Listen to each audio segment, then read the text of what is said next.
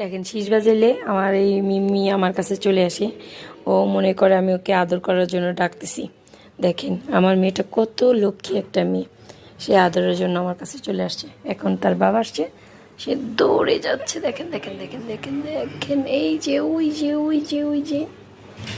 আর এই যে দেখেন, এই একজন আমার পায়ের কাছে খেলা করতেছে, আর এই আমার পায়ের খেলা দেখতেছে যে কি করে।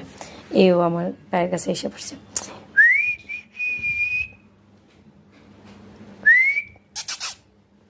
ছাড় ছাড় ছাড়, ছেড়ে দে বলছি, শয়তান ছেড়ে দে।